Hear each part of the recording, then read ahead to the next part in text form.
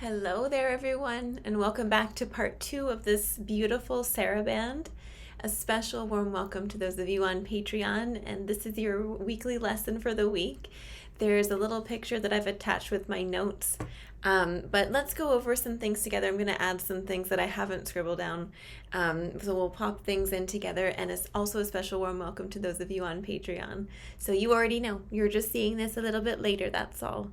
Although the links to the beautiful etude that we're looking at today are in your YouTube description, and also the links to Patreon are there. You can stay up to date with everything and join our classes and guest artist classes there. We would really love to see you, and it's a good thing to support, you know. All right, well, that's my spiel. We're going to look at the second half of the Sarabande today by Jean-Marie Leclerc. From the Old Masters series. So grab your music, and we're going to start in the second ending today. So the second ending, the end of that second line where the little 2 is with that little bracket, the second ending. So I'm going to play this for you, but let's just quickly remember some things that we talked about last time. The Sarabande, do you feel beat 1 more strongly, beat 2 more strongly, or beat 3 more strongly? Do you remember? It's beat 2. 1, 2, 3. Okay. We're also in this lento tempo. So we had said maybe like around 50. Try and aim for 50. I'm going to put my metronome on at 50. And let's just kind of give the second half a little scan for dynamics and maybe like a sense of the vibe. So you can see that the main dynamic is mezzo forte, so kind of our regular sound, nothing too loud, nothing too quiet, but just kind of a beautiful tone.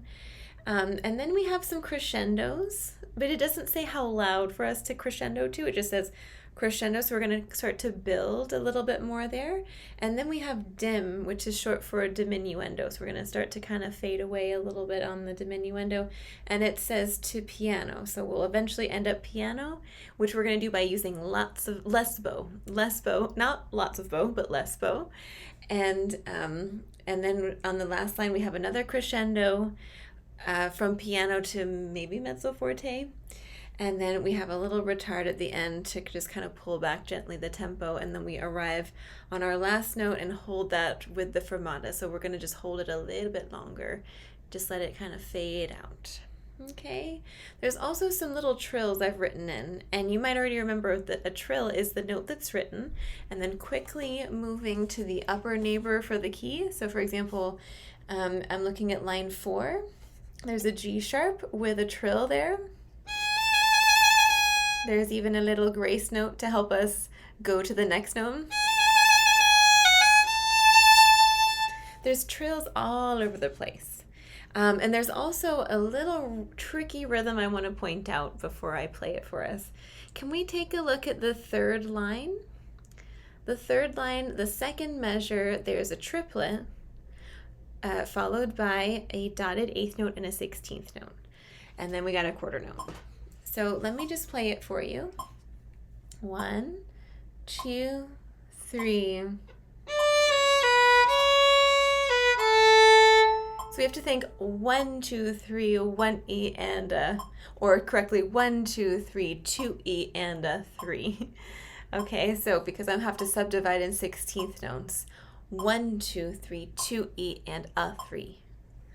All right, so here we go. I'm going to start from the second ending, but just on those little 8th note pickups. All right, so here we go. 1, 2.